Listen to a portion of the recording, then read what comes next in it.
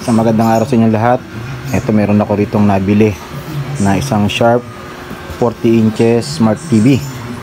So ang problema nito, bali binato sa akin to ng tropa kasi binibenta rin sa kanya, wala siyang pambili o wala siyang paggagamitan, kaya sa akin na lang ibinato.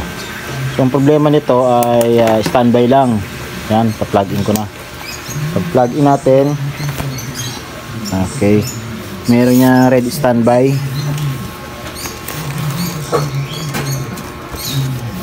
Ayusin lang natin. Ayan, meron siyang red standby. Ito nyo, yun. So papapower natin sa kanyang button, no. Ano ba yung button nito sa gilid? Ayun. Ayan. Power natin. Tapos tignan nyo yung red ko na mangyayari. Nawala. Okay.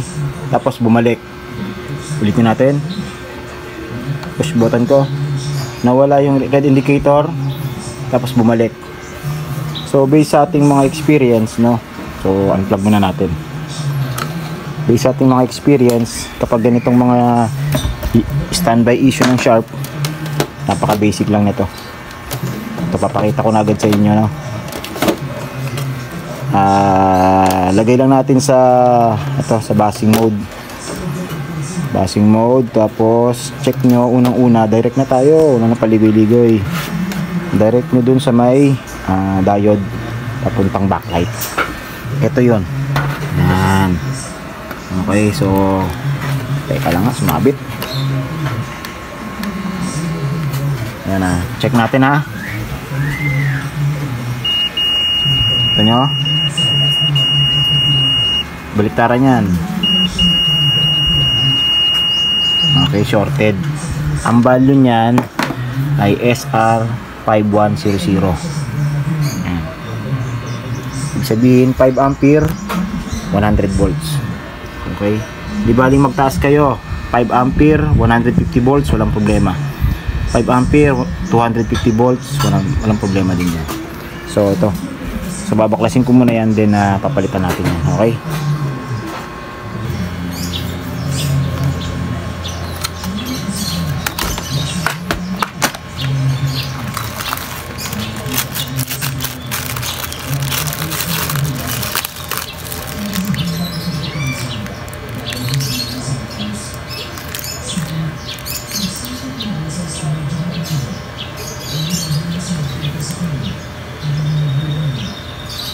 SR5100.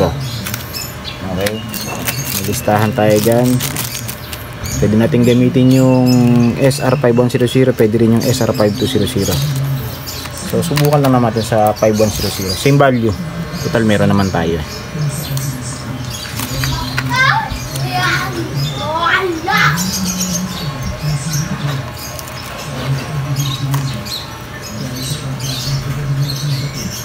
Okay, so same value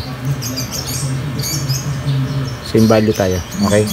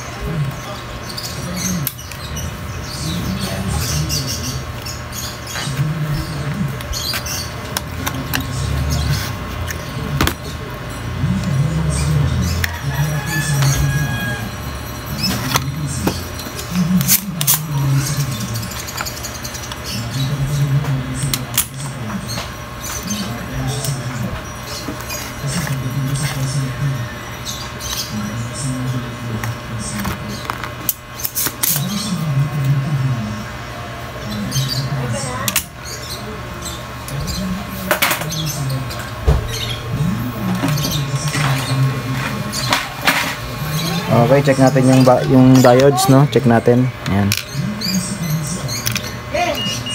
Okay, shorted. Kabilaan. Shorted. Ito yung papalit natin. Okay, good.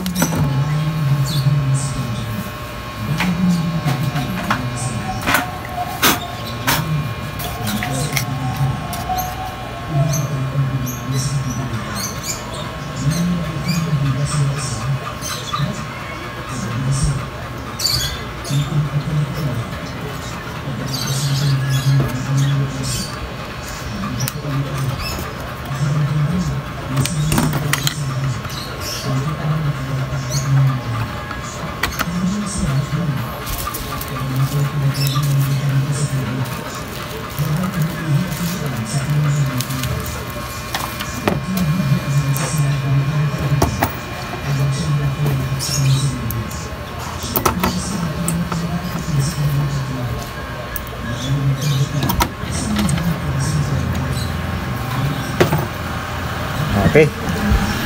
Testing na natin to ngayon. I-plug natin tong cord nya dito. Yan. Naka-ready na kasi yan doon sa may Yep, kumislap. Kita nyo, kumislap yung ilaw. Hindi nyo nakita, no? So, ito pa-power on natin, ha? Power on. Titignan natin yun yung indicator light kung ano mangyayari. Power on. Okay, bumalik pa rin. Kumislap lang.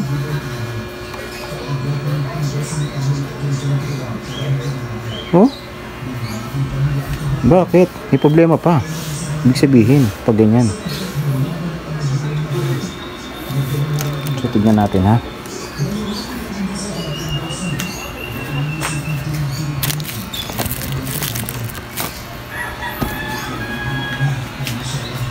Sunod na procedure na gagawin natin kasi nung pagbalik natin nung power supply, pag on natin, mawawala ng saglit din ulit yung standby, tapos babalik ulit sa standby.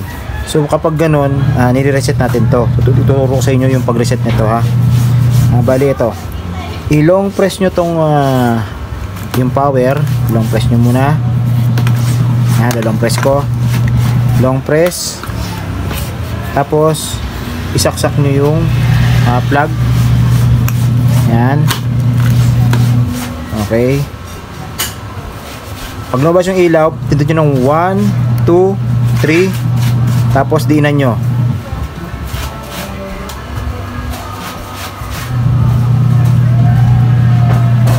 Yan. I-check natin ngayon yung display. Yan, oh, steady na yung ilaw, di ba? Kita nyo, steady na yung ilaw. So check natin yung display ngayon kung normal na. Ayun, normal na. Kaso medyo meron siyang service mode, no? Pupuntahan natin yung service mode nito. ganyan pala siya. Ayun, nag-sharp na siya, no? Medyo ano siya, parang mapping. Kita nyo, medyo mapping yung kanyang ano, yung kanyang sulat, no?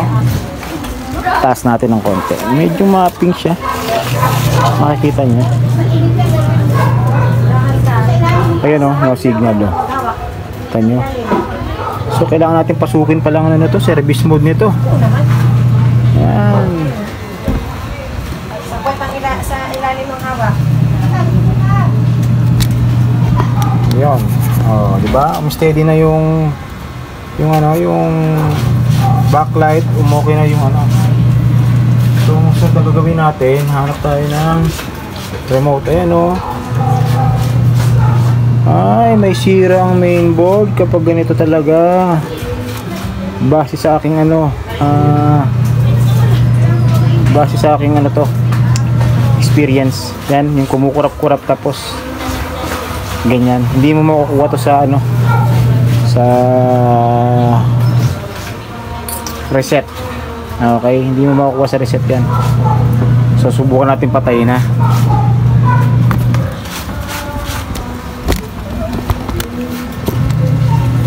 Yan, i-power off ko. Long press ko, power off. Yan, i-unplug ko ulit. Tapos, ilo-long press ko yung power. O, subukan ko munang hindi long press, no? Subukan natin kung magdadiretso na siya. Okay. So, nakaka-standby siya, no? So, power on ko. Power on. Yan, naka-power on na yan. Napindot ko na. Oh, lumabas na yung sharp. Ba, parang umayos na. Oh. Kailangan mo lang sigurong ipatayin. Hugutin mo. Okay, sana dumaretso na para ano. Siguro kailangan mo lang siyang pag-reset mo, i-ano mo siya. Ayan, single press power on. Hold press menu. Aba, nag-normal na. Kaso wala tayong remote niyan. Ang meron tayong remote yung ano, yung pang basic. Ay mo na recover natin yung smart nito. Ay isa. Long press daw. Eh patay naman ang long press. Pero sabi niya long press. So on natin ulit. Power on. Okay, so subukan natin yung isang ano lang, single press power off. Ano? Sabi niya single press power off. Long press menu. Dahil loko, no. Subukan ko yung isang single press lang. Oh, namatay. Oh. So, subukan natin na i-long press mamaya ulit. I-on muna natin. Yan. Ayun, naka-on na yan. I-long press natin ngayon. Sabi niya long press eh. Menu daw. Subukan natin. Nilong press ko na yan. Ayun. Ayun nga oh. Ayun nga. Long press nga. Tama nga naman siya. Ulitin natin. Long press daw.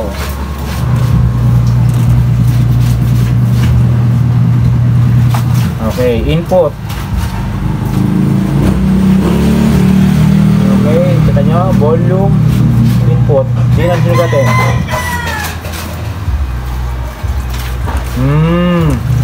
Tapos USB.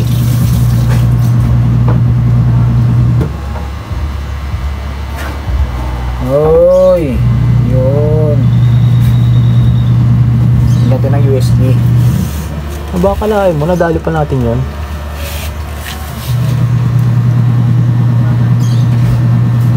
Yan, nilagyan ko na ng USB yan. Nasa video. So, paano ba natin tignan to? Ganyan. Yun. Yan.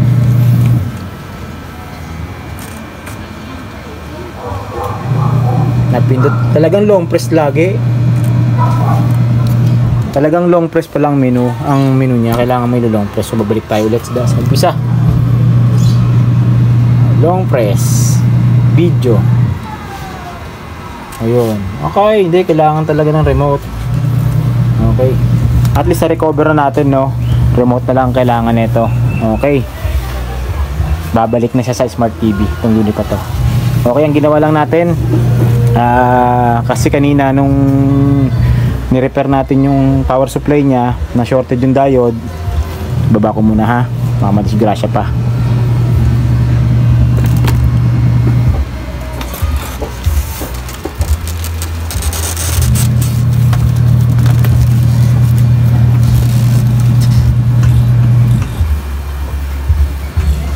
Okay, kanina nagpalit tayo ng diodes. Yung diode lang, isa lang eh. Ito yung diode na pinalit natin, SR5100. Ayun yun. Okay, yung pagbalik natin, pagpindot natin, kumislap lang ng saglit yung backlight, tapos bumalik ulit sa standby. So same problem pa rin, no? Kala natin na corrupted na yung kanyang mainboard. So sinubukan natin i-reset. Isa lang ang power button nito, wala na ibang power button to. Wala na ibang button na input o volume up, volume down, hindi katulad ng ibang mga mainboard. So naalala ko yung napag-aralan ko dati na kapag ganito, i-press lang natin yung power button, tapos isaksak natin yung power cable, yung kable, yung plug niya. Tapos pag lumabas yung ilaw, pindutin mo ng tatlong beses, 1, 2, 3, tapos yung pang-apat didiinan mo. So mangyayari sa indicator light nun, red, green, red, green, red, green. Hintay mo lang siguro mga 5 seconds. Pag 5 seconds, ibitaw mo na. Nung pagtingin natin ng picture kanina, ng display sa high screen, medyo parang mapping siya, no? So ang ginawa natin, pinatay natin tapos sinugot natin. Yung pagsaksak ulit, nag-normal na yung picture. Okay, so hanap lang muna ako ng remote, kasi wala akong remote ng smart. Yung remote ko na ginamit kanina, yung pang pang basic, yung pang basic yan. Subukan lang natin kung uubra tong remote nya kahit power lang. Ay, pwede. So sige, mag-play tayo ng ng movie o ng video para makita natin kung normal yung kanyang video. So balikan ko muna kayo, hanap na ako ng pwesto. So yan, naka-standby pa rin yan. Power on natin sa remote ng pang basic. Yun, nag-power naman. So naka-media tayo kanina, naka-USB. Try natin mag-play ng video. So napapansin ko talagang medyo siya rito. Yun, medyo siya, parang may problema nga yung yung mainboard niya. Ayun, kita nyo nag-green, kita nyo? Diba? So patayin natin siya. I-unplug natin, pahinga natin ng saglit. Kapag ganun kasi sa mainboard yon, subok ko na yun sa mga sa mga TCL, sa mga Prestige, yan, Samsung. So ito, power ulit natin ulit. Tapos magkakaroon ng standby, power on natin. Pero try din natin ayusin yung pagkakalapat ng pero okay naman siya, okay naman yung pagkaka-sharp niya. Yung pagkakalapat ng LVDS niya, minsan kasi nahihilat yon o kaya madumi, isa rin nagiging cause yun. So kailangan natin itong obserbahan. Yan, so yan, kailangan natin dalayin sa source. Yun, source. Okay, ayun, parang nag-flicker siya, problema talaga. Ayan, na-play natin ng movie para makita niyo.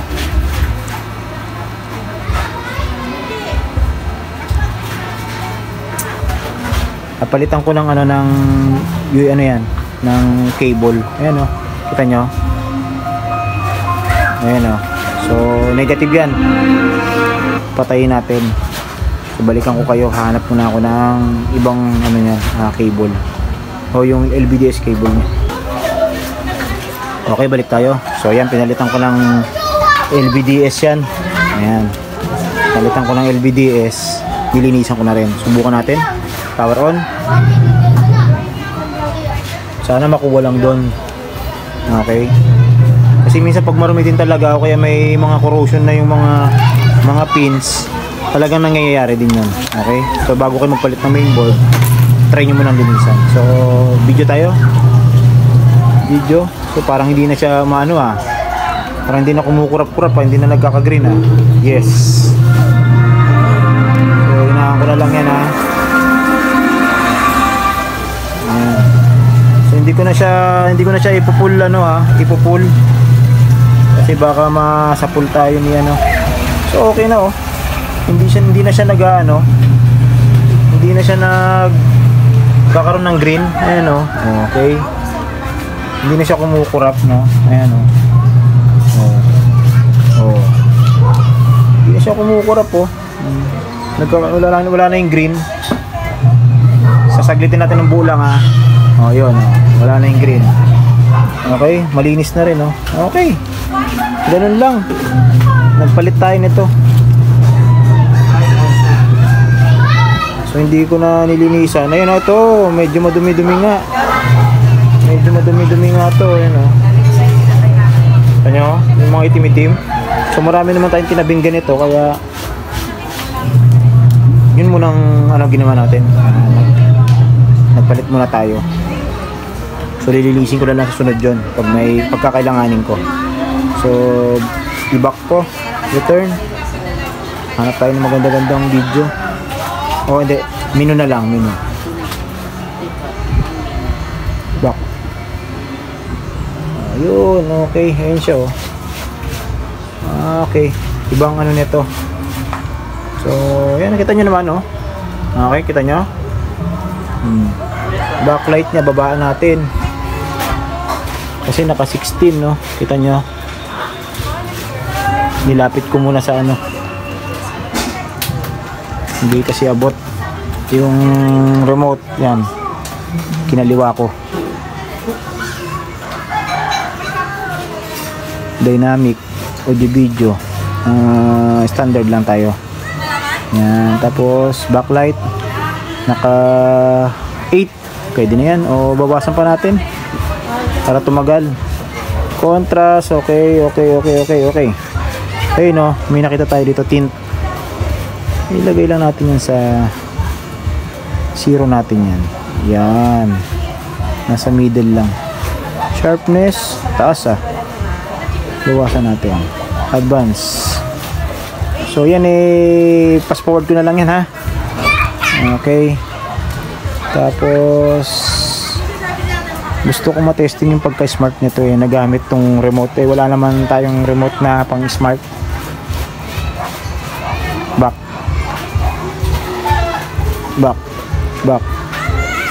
Menu. Back. Ayun. Ay, kalang mali. Menu. Ayun. System smart. Okay. Pwede. Dashboard, internet setup, connection wireless. Okay. So okay na to guys, ganun lang ginawa ko, recap lang natin.